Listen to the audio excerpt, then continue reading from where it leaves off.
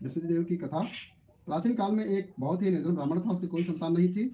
वह नित्य पूजा पाठ करता, परंतु उसकी स्त्री बहुत मलिनता के साथ रहती थी। वह न स्नान करती, न किसी देवता का पूजा करती।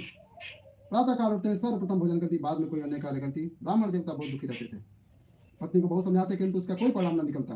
भगवान की अनुकंपा से एक समय उस ब्राह्मण की पत्नी गर्भवती और 10वें महीने एक सुंदर कन्या को जन्म दिया। निर्धन ब्राह्मण कन्या के जन्म से बहुत दुखी हुआ। धीरे धीरे ब्राह्मण की कन्या बड़ी होने लगी। बचपन से उस कन्या की रुचि भगवान विष्णु की पूजा में थी। प्रातः काल उठते ही स्नान आदि करके भगवान विष्णु की पूजा करने मंदिर में जाती थी। बृहस्पतिवार को व्रत करके विधिवत पूजा पाठ करती थी।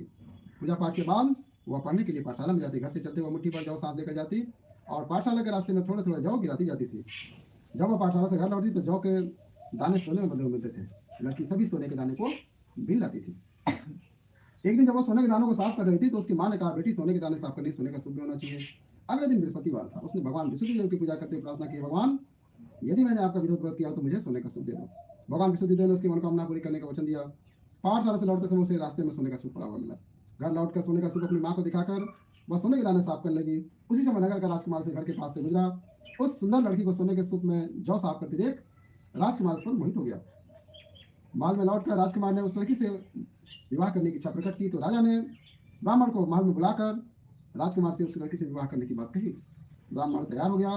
धूमधाम से उस लड़की का विवाह राजकुमार से हो गया। दुल्हन बनकर ब्राह्मण की पत्नी महल में चली गई। लड़की के चले जाने से ब्राह्मण फिर निर्धन हो गया। उसे कई कई दिन भोजन भी नहीं मिलता था। बहुत दुखी होकर ब्राह्मण एक दिन अपनी लड़की के पास गया। अपने पिता से निर्धनता का समाचार सुनकर उसे बहुत सा धन देकर पिता को विदा किया। उस धन से ब्राह्मण के कुछ दिन तो आराम से गुजर गए, लेकिन जल्दी भूखे मरने की हालत हो गई। ब्राह्मण अपनी लड़की से धन लेने के लिए फिर महल पहुंचा। लड़की ने पिता की बुरी हालत देखकर कहा, पिताजी आखिर आप कब तक मुझसे धन लेकर जीवन यापन करेंगे? आप कोई ऐसा उपाय क्यों नहीं करते जिससे आपका घर धन संपत्ति से भर जाए? ब्राह्मण ने कहा, मैंने तेरी माँ को बहुत समझा लिया है, पर उसकी समझ में कुछ नहीं आता। उसका फूहड़पन नष्ट हो तो घर की निर्धनता भी दूर हो जाए। तब कुछ सोचकर लड़की ने पिता से कहा, पिताजी आप कुछ दिनों के लिए माँ को मेरे पास छोड़ जाओ। ब्राह्मण पत्नी को लड़की के पास महल में छोड़ आया। लड़की ने अपनी माँ से कहा, माँ कल तुम प्रातः उठकर स्नान आदि करके भगवान बृहस्पति देव विष्णु जी की पूजा अवश्य करना। पूजा करने से तुम्हारी निर्धनता अवश्य दूर हो जाएगी। लेकिन उसकी माँ ने उसकी कोई बात नहीं मानी। तब क्रोधित होकर लड़की ने माँ को एक कक्ष में बंद कर दिया। सूर्योदय के समय माँ को उठाकर जबरदस्ती उसे स्नान कराया और फिर मंदिर में ले जाकर भगवान बृहस्पति देव की पूजा कराई। कुछ दिन तक ऐसा करने से माँ की बुद्धि में परिवर्तन हुआ और वह स्वयं बृहस्पतिवार भगवान का व्रत रखने लगी। उसके व्रत रखने से ब्राह्मण के घर में भगवान विष्णु की अनुकंपा से धन की वर्षा होने लगी। दोनों पति पत्नी धन संपत्ति पाकर आनंद पूर्वक जीवन यापन करते हुए विष्णु धाम को चले गए। लकड़हारा बने राजा ने उस साधु से भगवान बृहस्पति देव की कथा सुनकर बृहस्पतिवार का व्रत करके भगवान विष्णु की पूजा की। उस दिन से उसके सभी कलेश दूर हो गए। लेकिन अगले बृहस्पतिवार को कामकाज में अधिक व्यस्त रहने के कारण उसने भगवान बृहस्पति देव जी का व्रत नहीं किया। भगवान बृहस्पति देव लकड़हारे से क्रोधित हो गए और उसे भूल की सजा दी। उस दिन नगर के राजा ने नगर में घोषणा करके सबको सूचित किया, प्रत्येक नागरिक मेरे महल में भोजन करने आए, जो नहीं आएगा उसे अपराधी मानकर दंड दिया जाएगा। लकड़हारा बने राजा ने उस नगर के राजा की घोषणा तो सुनी, लेकिन जंगल से लकड़ी काट कर लाने और उसे बेचने में देर हो जाने के कारण वह समय पर महल में भोजन करने नहीं जा सका। अतः राजा के सैनिक लकड़हारे को पकड़ कर महल में ले गए। राजा ने उसे महल के कक्ष में बैठाकर भोजन कराया। उस कक्ष में एक खूंटी पर रानी का सोने का हार लटका हुआ था। लकड़हारा अकेला उस नगर कक्ष में भोजन कर रहा था। तभी उसने एक आश्चर्यजनक घटना घटती देखी। देखती देखती वह खूंटी हार को निगल गई। थोड़ी देर के बाद राजा ने हार को गायब देखा तो लकड़हारे को कारावास में डलवा दिया। लकड़हारा मन ही मन अपने भाग्य को कोसने लगा। तभी उसे जंगल में मिले साधु का स्मरण हुआ। थोड़ी देर में भगवान बृहस्पति देव सन्यासी के रूप में सामने प्रकट हुए। कहा, लकड़हारे तूने भगवान बृहस्पति देव की पूजा नहीं की, इसी कारण तुम्हें कष्ट हुआ है। लेकिन अब चिंता मत करो, बृहस्पतिवार के दिन कारागार के दरवाजे पर तुम्हें कुछ पैसे पड़े हुए मिलेंगे। उन पैसों से भगवान बृहस्पति देव का व्रत करके उनकी पूजा करोगे तो तुम्हारे सब दुख नष्ट हो जाएंगे। बृहस्पतिवार के दिन दरवाजे पर मिले पैसों से चने और गुड़ मंगाकर लकड़हारे ने बृहस्पतिवार की कथा कही तो भगवान बृहस्पति देव ने प्रसन्न होकर उस नगर के राजा को स्वप्न में लकड़हारे को कारागार से मुक्त करने को कहा। सुबह राजा ने अपने कक्ष में आकर देखा तो खूंटी पर रानी का हार टंगा हुआ था।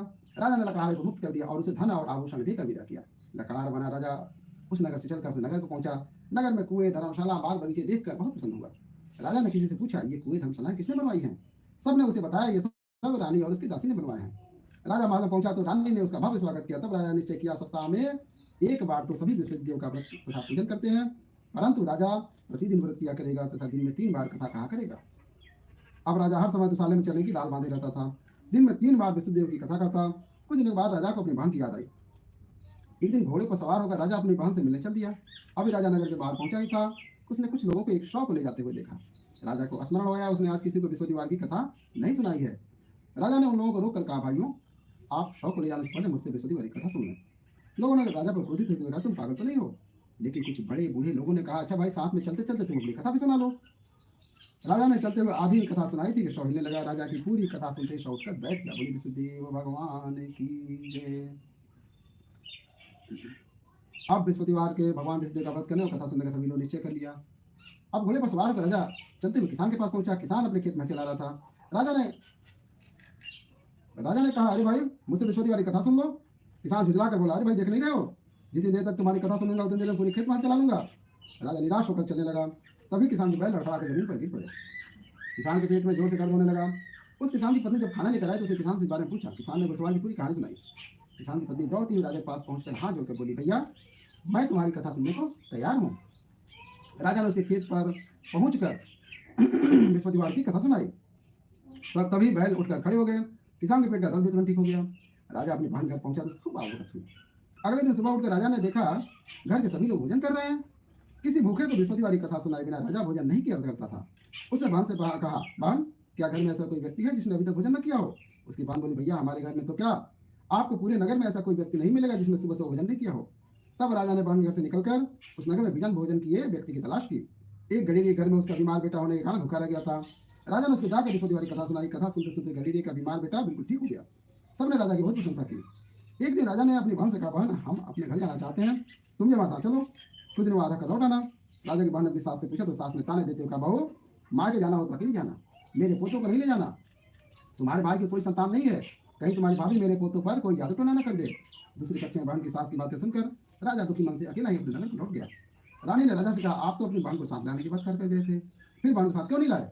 तब राजा ने दुखी होते हुए कहा, रानी, हम निसंतान है, इसलिए हमारे घर कोई आना पसंद नहीं करता। रानी ने राजा को समझाया, प्राणनाथ, हमें बृहस्पति देव भगवान ने सब कुछ दिया है, अब भगवान बृहस्पति देव हमें संतान भी अवश्य देंगे। बृहस्पतिवार को विधिवत व्रत करते हुए राजा रानी ने भगवान बृहस्पति देव से संतान के लिए प्रार्थना की।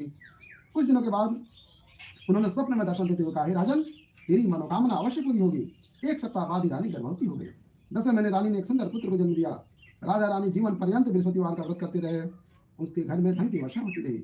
इस तरह आनंदपूर्वक जीवन यापन करते हुए राजा रानी भगवान बृहस्पति देव के अनुकंपा से मोक्ष को प्राप्त करके सीधे वैकुंठ धाम पहुंच गए। बृहस्पतिवार को विधिवत व्रत करके जो स्त्री पुरुष भगवान विष्णु की पूजा करते हैं, भगवान उनकी सभी मनोकामनाएं पूरी करते हैं। बोले विष्णुदेव भगवान की जय।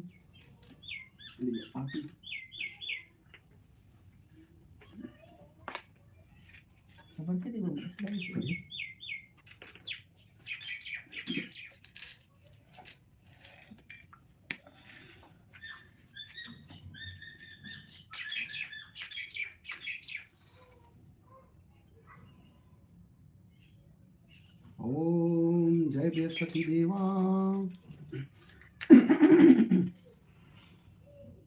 ओम जय बृहस्पति देवा। ओम जय बृहस्पति देवा। छिन छिन भोग लगाऊं कदली फल मेवा। ओम जय बृहस्पति देवा। तुम पूर्ण परमात्मा, तुम अंतर्यामी, जगत पिता जगदीश्वर, तुम सबके स्वामी। ओम जय बृहस्पति देवा। चरणामृत निज निर्मल सब पातक हरता, विषय विकार मिटाओ सकल मनोरथ दाय, कृपा करो भरता। ओम जय बृहस्पति देवा। तन मन धन अर्पण करें जो जन शरण पड़े, प्रभु प्रकट तब होकर आकर द्वार खड़े। ओम जय बृहस्पति देवा। दीन दयाल दयानिधि भक्तन हितकारी, पाप दोष सब हरता भवबंधन हारी। ओम जय बृहस्पति देवा। सकल मनोरथ दायक सब संशय हारी, विषय विकार मिटाओ संतन सुखकारी। ओम जय बृहस्पति देवा। जो कोई आरती तेरी प्रेम सहित गावे, ज्येष्ठ आनंद आनंद सुनिश्चय पावे। ओम जय बृहस्पति देवा। बोले विष्णुदेव भगवान की जय। नमः पार्वती पते हर हर महादेव। विष्णुदेव भगवान सभी की मनोकामना पूर्ण करें, सभी लोग स्वस्थ रहें, निरोगी रहें, आशीर्वाद बनाए रखें। हर हर महादेव।